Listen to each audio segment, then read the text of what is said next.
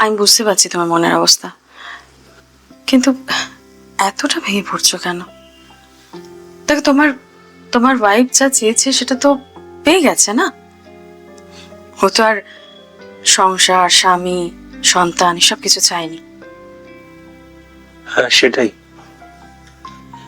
সত্যি আমি যদি জানতাম ও এরকম ধরনের একটি মেয়ে, তাহলে সত্যি আমি ওকে কোনোদিন বিয়ে করতাম না। দেখে আমার বাচ্চারা এখন কি হবে বলো তো? চিন্তা করছো কেন? সোনাইয়ের সমস্ত দেখভাল আমি করব। হ্যাঁ, সে তো করবে, আমি জানি তুমি করবে, কিন্তু সে তো আন্টি হিসাবে।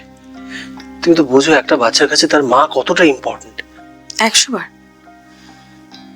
বাচ্চার যেমন মাকে প্রয়োজন, তেমন মায়েরও তো বাচ্চাকে প্রয়োজন হওয়াটা দরকার না?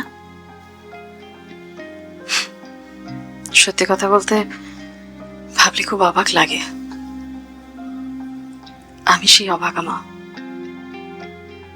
যে বাচ্চাটা জন্ম দেওয়ার আগে সবকিছু শেষ হয়ে গেল, যারা আমি মুখও দেখতে পাইনি, যাকে পৃথিবীর আলোটাই আমি দেখাতে পারলাম না। কিন্তু সেই কথা মনে করলে আমার আজও চোখে জল আসে। সিমির এত সুন্দর ফুটফুটে একটা সন্তান থাকা সত্ত্বেও। বাবাই, আমার বন্ধুর আর্যর আজকে বার্থডে, আমায় নিয়ে চলো। ওসব ফালতু জায়গায় যেতে হবে না, আমার অনেক কাজ আছে।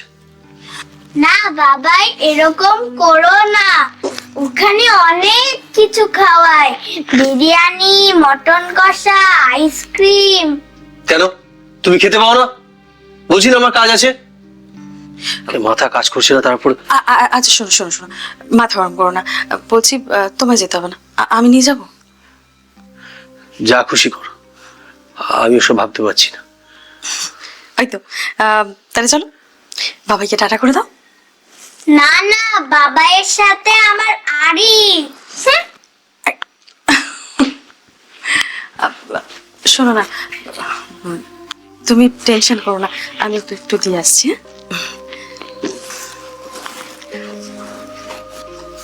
দাঁড়া শোনাই।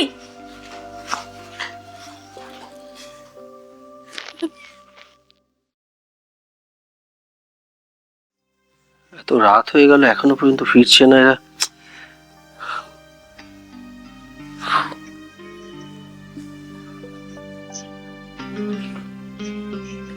অদ্ভুত, ফোনটাও কেটে দিচ্ছে।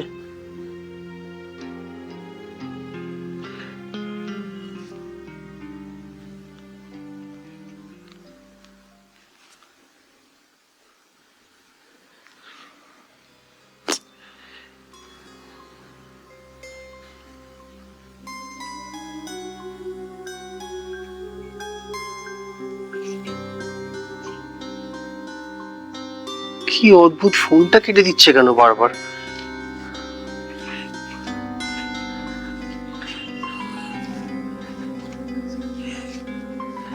এগারোটা বাজতে চায়।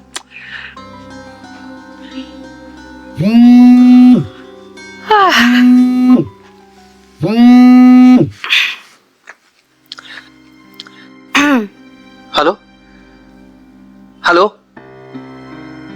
হ্যাঁ মেঘা, আমি অনেকবার ফোন করছি, তোমার ফোন লাগছে না। কিছু প্রবলেম? না, কিছুতে প্রবলেম নেই। তুমি বা তোমার ফোন করছো কেন? না, আসলে রাত 11টা বেজে গেছে, এতক্ষণ তো বার্থডে পার্টি ওভার হয়ে গেছে। তুমি আর সোনাই এখনো। আমরা তো বার্থডে পার্টিতে যাইনি। মানে মানে তোমরা কি ফিরে গেছো? মানে কোথায় তোমরা? আমরা একটা অন্য জায়গায় আছি, একদম অচেনা অজানা একটা জায়গা, যেটা তুমি চেনো না।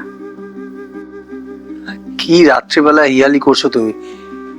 তাড়াতাড়ি বাড়ি ফিরে এসো, অনেক লেট হয়ে গেল যে।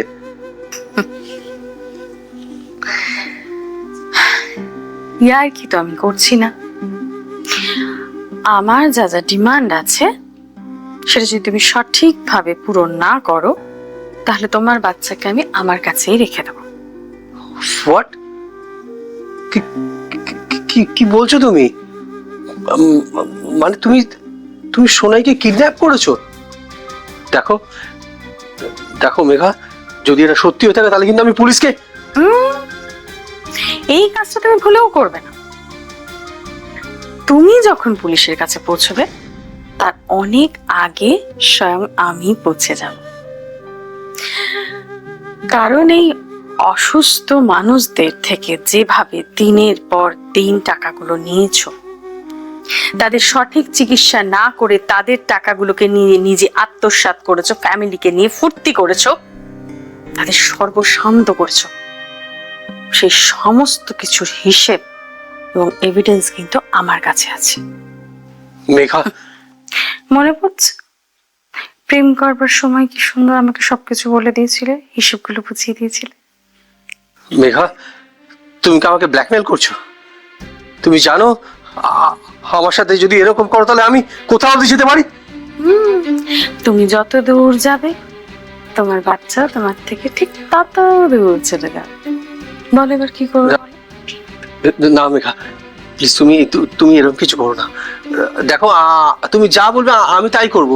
তুমি তোমার কি চাই? তো তোমার টাকা চাই তো? কত টাকা বলো, কত টাকা বলো, আমি তোমাকে দেবো। টাকা অনেক বড় হিসেব, অনেক বড়। আমার সিঁদুরের দাম, আমার মাতৃত্ব, আমার আমার সারাটা জীবনের মূল্য, অনেক বড় হিসেব।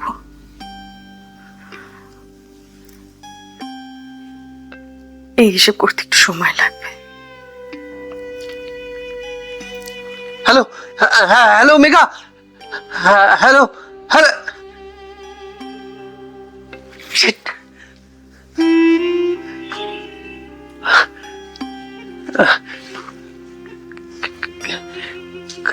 কাকে ফোন করো?